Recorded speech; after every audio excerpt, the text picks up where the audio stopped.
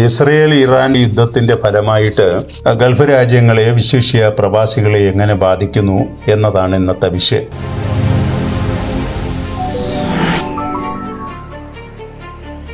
യഥാർത്ഥത്തിൽ ഈ യുദ്ധം ആരംഭിച്ച ഉടനെ തന്നെ ക്രൂഡിന്റെ വില ഉയരുകയാണ് ഉണ്ടായത്. യുദ്ധത്തിന്റെ ആദ്യ ദിവസം അത് 7% കണ്ടാണ് ഉയർന്നത്. പിന്നീട് അതുപോലെ ഉയർന്നില്ലെങ്കിലും ഇപ്പോൾ യുദ്ധത്തിന്റെ ഗതി മാറി അത് കൂടുതൽ കടുക്കുന്നു എന്ന് വന്നപ്പോൾ ക്രൂഡിന്റെ വില ഇനിയും ഉയരാൻ സാധ്യതയുണ്ട് എന്ന വാദമാണ് മുന്നോട്ട് വയ്ക്കുന്നത്.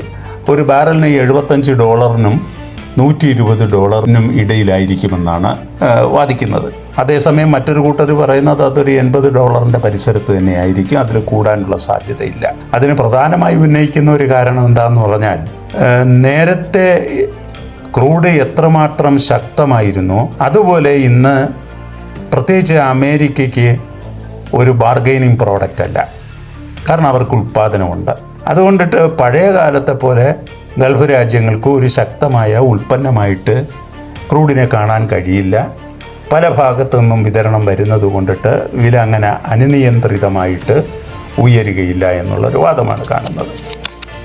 രണ്ടാമത്തെ ഒരു ചോദ്യമെന്ന് പറയുന്നത്, ഇനി ക്രൂഡിൻ്റെ വില ഉയർന്നാൽ അത് ഗൾഫ് രാജ്യങ്ങൾക്ക് ഗുണം ചെയ്യില്ലേ, അത് യഥാർത്ഥത്തിൽ പ്രവാസികൾക്കും ഗുണം ചെയ്യില്ലേ എന്നുള്ളതാണ്. അത് നേരത്തെ ഈ പറഞ്ഞതുപോലെ തന്നെയാണ്. നേരത്തെ ഉണ്ടായിരുന്ന അത്ര ഇത് ഗുണം ചെയ്യണമെന്നില്ല. കാരണം ഇന്ന് ലോക സമ്പദ് വ്യവസ്ഥ തന്നെ ഒരു മാന്ദ്യത്തിലാണ്, ഒരു സ്ലോ ഡൗണിലാണ്. അതുകൊണ്ടിട്ട് ഈ സ്ലോ ഡൗണിൽ വില കൂടിക്കഴിഞ്ഞിരുന്നാൽ അത് വിലക്കയറ്റത്തിനും കൂടെ വഴിവെക്കും.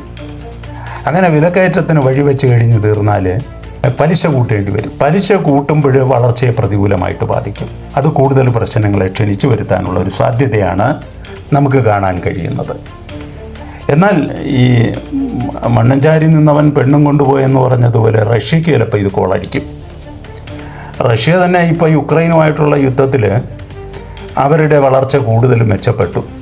യുദ്ധച്ചെലവ് വളരെ കൂടിയപ്പോൾ ആളുകളുടെ വരുമാനം കൂടി, ഉപഭോഗം കൂടി, അവിടുത്തെ വളർച്ച മെച്ചപ്പെട്ടു. ഇത് അവർക്ക് നല്ല വില കിട്ടുകയാണെങ്കിൽ അവർക്ക് ഗുണം ചെയ്യും, അവരത് വളരും. അത് അമേരിക്കയ്ക്ക് ഇഷ്ടമല്ല. അതുകൊണ്ട് അമേരിക്ക യുദ്ധം പരിഹരിക്കാനുള്ള ഒരു നടപടി ഉണ്ടാകും. ഇനി പിന്നീട് യുദ്ധത്തിൻ്റെ ഒരു പിറകിൽ നിൽക്കുന്ന ചാലക ശക്തി അമേരിക്കയാണെങ്കിൽ പോലും സാമ്പത്തിക താല്പര്യങ്ങൾ പരിഗണിക്കുമ്പോൾ അവരും വേഗം ഇത് സോൾവ് ചെയ്യാനുള്ള ഒരു ശ്രമം ഉണ്ടാകും. ഇനി കടന്നു വരുന്നൊരു ചോദ്യമെന്ന് പറയുന്നത്, ഈ ക്രൂഡ് ഓയിലിൻ്റെ വിതരണത്തിൽ എന്തെങ്കിലും കോട്ടം തട്ടിയിട്ടുണ്ടോ? ഇന്ന് വരെയുള്ള കണക്കനുസരിച്ചിട്ട്, യുദ്ധം തുടങ്ങിയിട്ട് ഇന്ന് വരെയുള്ള കണക്കനുസരിച്ച് അതിന് കോട്ടമൊന്നും തട്ടിയിട്ടില്ല. ഈ ഹോർമൂസ് കടലിടുക്ക് വഴിയാണല്ലോ ഗൾഫ് മേഖല എണ്ണ കയറ്റി അയക്കുന്നത്, മറ്റുൽപ്പന്നങ്ങൾ കയറ്റി അയക്കുന്നത്. അപ്പോൾ ഇറാഖ്, UAE, സൗദി അറേബ്യയൊക്കെ അവിടുത്തെ കീ സപ്ലയേഴ്സാണ്. ഈ ഹോർമൂസ് കടലിലൂടെയാണ് ചരക്ക് കപ്പൽ ഗതാഗതം നടത്തി മറ്റു സമുദ്രങ്ങളിലെത്തി വിവിധ രാജ്യങ്ങളിലേക്ക് പോകുന്നത്. ആ ഹോർമൂസ് കടലിടുക്ക് അടയ്ക്കുമെന്നാണ് ഇറാൻ പറയുന്നത്. അപ്പോൾ അതിനുള്ളൊരു സാധ്യത വളരെ കുറവാണ്. അതെന്തുകൊണ്ടെന്നാൽ 1980-88 കാലത്തിൽ ഇറാഖുമായിട്ടുള്ള യുദ്ധത്തിൽ പോലും അവർ കടലിടുക്ക് അടച്ചിട്ടില്ല. കാരണം അതിൻ്റെ നഷ്ടം കൂടുതൽ ഇറാന് തന്നെയാണ്. ഇറാൻ്റെ ഉൽപ്പന്നങ്ങൾ കയറ്റി അയക്കുകയും മറ്റു പല രാജ്യങ്ങളിൽ നിന്ന് ഉൽപ്പന്നം ഇറക്കുമതി ചെയ്യുകയും ചെയ്യുന്നതും അവരുമാണ്. ഇവരെ എല്ലാ രാജ്യങ്ങളും ഉണ്ടെങ്കിലും അവർക്കുമുണ്ട്. അതുകൊണ്ട് അവരെ ആശ്രയിക്കുന്ന ചൈന, ഇന്ത്യ പോലുള്ള രാജ്യങ്ങൾക്കെല്ലാം ഒരു ആവശ്യമാണ് അവിടെ കപ്പൽ ഗതാഗതം സുഗമമായിട്ട് നടക്കണമെന്നുള്ളത്. അതുകൊണ്ട് യുദ്ധം അവസാനിപ്പിക്കാൻ എല്ലാവരുടെ ഭാഗത്തു നിന്നോട്ടുള്ള ഒരു ശ്രമം ഉണ്ടാകും. അതുകൊണ്ടിട്ട് നമുക്ക് അങ്ങനെ ഒരു സാഹചര്യമാണ് കൂടുതൽ കാണാൻ കഴിയുന്നത്. ഇനി മറ്റൊരു 2-3 കാരണങ്ങൾ പറയുമ്പോൾ, ഒന്ന്, ഈ ചില രാജ്യങ്ങളിൽ, പ്രത്യേകിച്ച് UAE, Qatar, Saudi, Bahrain, Kuwait എന്നീ രാജ്യങ്ങളിൽ അമേരിക്കയുടെ സൈനിക സാമീപ്യമുണ്ട്, മിലിറ്ററി പ്രസൻസ് ഉണ്ട്. ആ മിലിറ്ററി പ്രസൻസ് ഉള്ളത് കൊണ്ടിട്ട് ഇറാൻ വേഗം അങ്ങോട്ട് ധൈര്യപ്പെടില്ല അഗ്രസീവായിട്ട് യുദ്ധം ചെയ്യാൻ. അങ്ങനെ ചെയ്തു കഴിഞ്ഞ് തീർന്നാൽ യുദ്ധത്തിൻ്റെ സ്വഭാവം മാറും. പിന്നെ അതൊരു വേൾഡ് വാറിലേക്ക് പോകാനുള്ള ഒരു സാധ്യത നമുക്ക് തള്ളിക്കളയാനും പറ്റില്ല. പക്ഷേ അതിനുള്ള സാധ്യത വളരെ വിരളമായിട്ടാണ് കാണുന്നത്. മറ്റൊന്നെന്ന് പറയുന്നത്, അമേരിക്ക തന്നെ ട്രംപ് കഴിഞ്ഞ മാസം ഈ സൗദി, ഖത്തർ, UAE തുടങ്ങിയ 3 രാജ്യങ്ങളിൽ സഞ്ചരിക്കുകയും സന്ദർശനം നടത്തി അവിടുത്തെ ഭരണാധികാരികളുമായിട്ടൊരു വ്യാപാര ഉടമ്പടി ഉണ്ടാക്കുകയും ചെയ്തു. 2 ട്രില്യൻ്റെയാണ്. അങ്ങനെ ഒരു കടുത്ത വ്യാപാര ബന്ധം കൂടി ഈ രാജ്യങ്ങളുമായിട്ട് ഉണ്ടായിട്ടുണ്ട്. അതുകൊണ്ട് ഈ ഗൾഫ് രാജ്യങ്ങൾ ഒരു തുറന്ന അനുകൂല നിലപാട് ഇറാനോട് എടുത്തിട്ടില്ല. എടുക്കാനുള്ള സാധ്യതയും കുറവാണ്. കാരണം ഈ വ്യാപാര ബന്ധത്തിൽ നിന്ന് കിട്ടുന്ന മെച്ചം കൊണ്ടിട്ട് തന്നെ അമേരിക്കയ്ക്കെതിരായിട്ടുള്ള ഒരു നിലപാട് എളുപ്പം ഇവരിൽ നിന്ന് ഉണ്ടാവില്ല.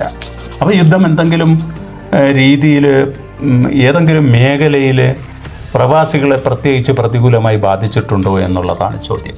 ഉണ്ട്. വ്യോമഗതാഗതത്തെ അത് ബാധിച്ചിട്ടുണ്ട്. പല വിമാന സർവീസുകളും പല ദിവസത്തേക്കായിട്ട് തന്നെ റദ്ദ് ചെയ്തിട്ടുണ്ട്.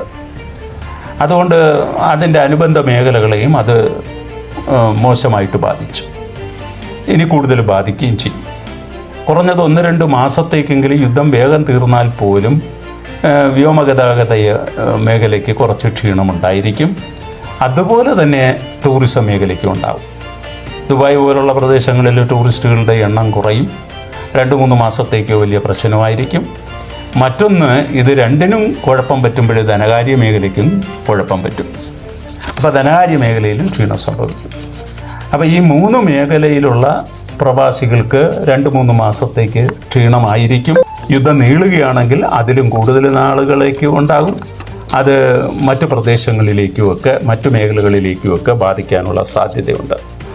അതുപോലെ വിദ്യാഭ്യാസ മേഖലയിൽ വിദ്യാർത്ഥികളെയും പ്രതികൂലമായി താൽക്കാലികമായിട്ടെങ്കിലും ബാധിക്കും. ഇവിടെ നിർണായകമാകുന്ന ഒരു കാര്യമെന്ന് പറയുന്നത് ഈ യുദ്ധത്തിൽ രാഷ്ട്രീയ കാര്യങ്ങളായിരിക്കുമോ സാമ്പത്തിക കാര്യങ്ങളായിരിക്കുമോ പ്രധാനമായിട്ടും പരിഗണിക്കുക എന്നുള്ളതാണ്. രാഷ്ട്രീയ കാര്യങ്ങൾക്കാണ് മുൻതൂക്കം ലഭിക്കുന്നതെങ്കിൽ യുദ്ധം ഇനി നീളുകയും യുദ്ധം കടുക്കുകയും ചെയ്യും. രാഷ്ട്രീയ കാര്യങ്ങളോടൊപ്പം സാമ്പത്തിക കാര്യങ്ങളും പരിഗണിക്കുകയാണെന്നുണ്ടെങ്കിൽ യുദ്ധം അധികം നീളാതെ അത് അവസാനിപ്പിക്കാനുള്ള സാധ്യതയുണ്ട്.